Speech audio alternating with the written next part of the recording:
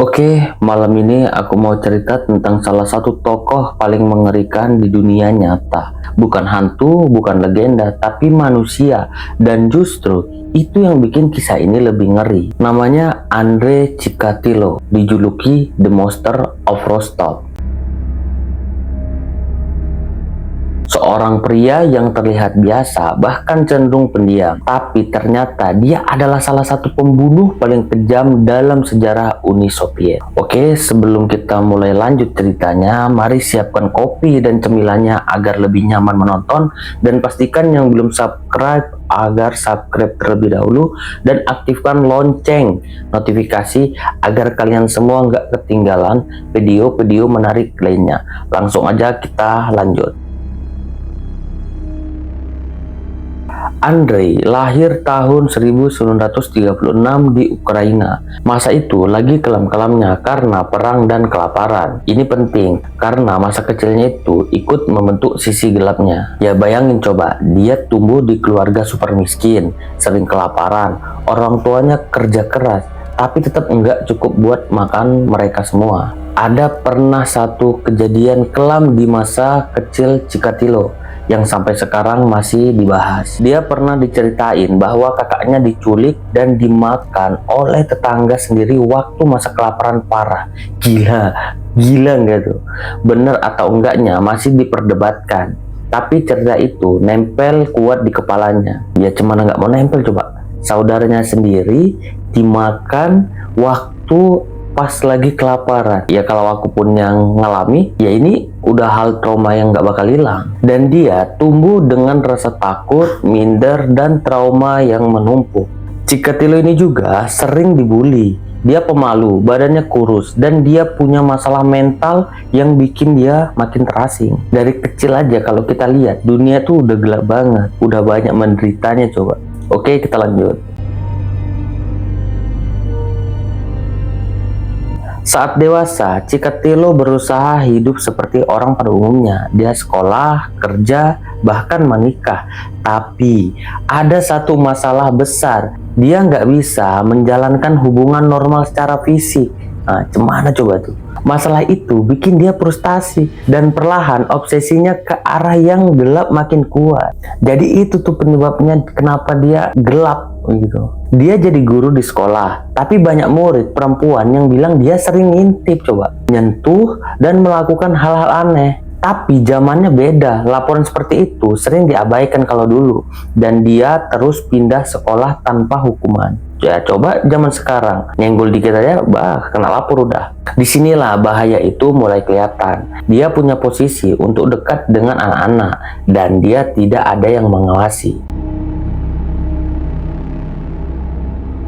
Pada tahun 1978, semuanya meledak. Korban pertamanya adalah seorang gadis 9 tahun. Chikatilo mengajak gadis itu ke sebuah area hutan kecil dekat sungai. Di situ, dia menyerangnya dengan kejam dan tubuh gadis itu ditemukan penuh luka sadis. Kasus itu, percaya atau enggak, ditutup pemerintah Soviet karena malu kalau negara terlihat lemah dalam keamanan.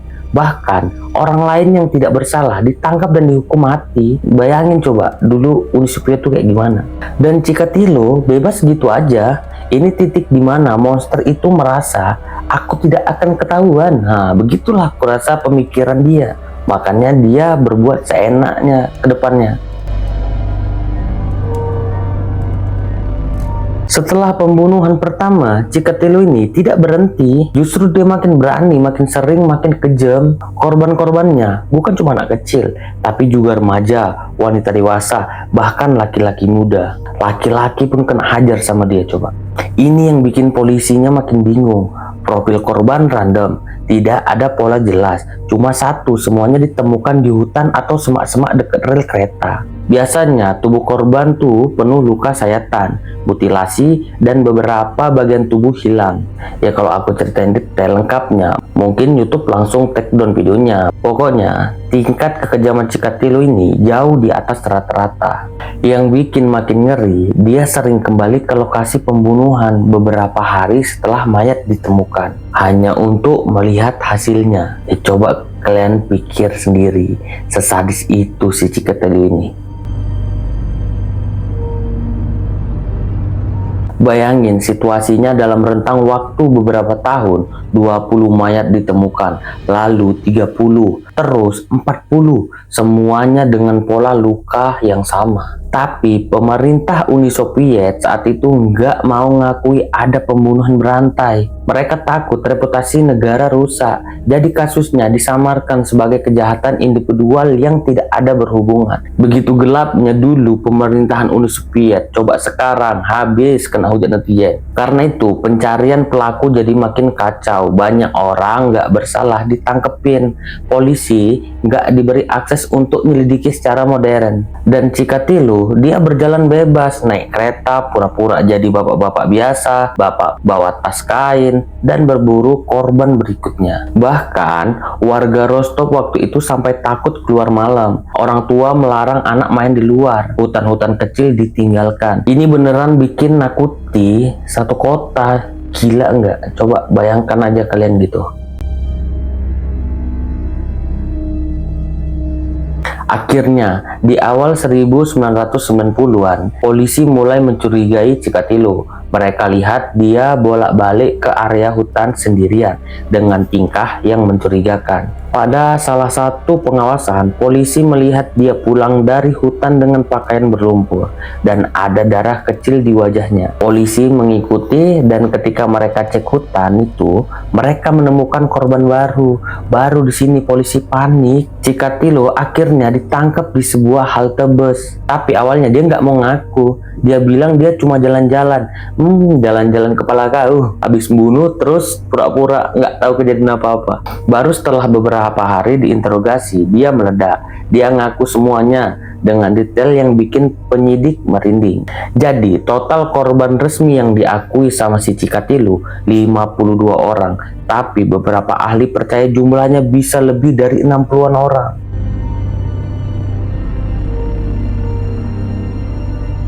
Tahun 1992, persidangan Chikatilo berlangsung dan dia jadi salah satu pengadilan paling mengerikan yang pernah direkam kamera. Chikatilo ditempatkan dalam kandang besi khusus seperti kandang hewan buas karena dia sering teriak, tertawa, menggeram, dan mengejek keluarga korban. Ini orang udah salah, tapi nggak ada otaknya. Masih nggak mau ngakuin, entah minta maaf gitu kan. Dia bilang hal-hal yang nggak masuk akal, kadang tertawa sendiri, kadang marah, seolah-olah dia menikmati perhatian itu. Tapi bukti sudah terlalu kuat, pengadilan memutuskan hukuman mati. Ya udah pas, dengan kejahatan kayak gitu, udah selayaknya dia dijatuhi hukuman mati.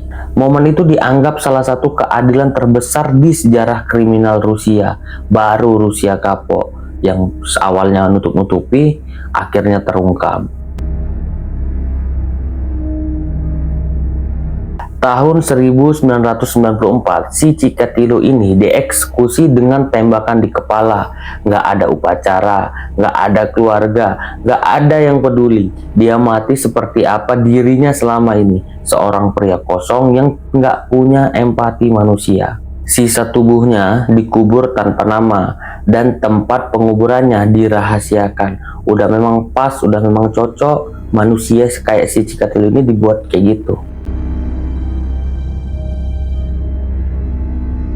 Nah guys, itulah kisah Andrei Chikatilo, the monster of Rostov, manusia tapi lebih mengerikan dari hantu manapun. Ya coba kalian pikir aja, gimana bisa seorang guru yang tiap hari ketemu anak-anak ternyata nyimpen sisi gelap seperti itu. Coba, apa menurut kalian seorang bisa lahir jahat atau jadi jahat karena masa kecilnya? Ya enggak juga, ya karena memang kemungkinan bisa dari sifatnya. Jadi tulis pendapat kalian di komentar, dan kalau kalian mau aku bahas tokoh mengerikan lainnya, tinggal ketik di kolom komentar. Dan yang belum subscribe, jangan lupa subscribe sekarang karena subscribe itu gratis.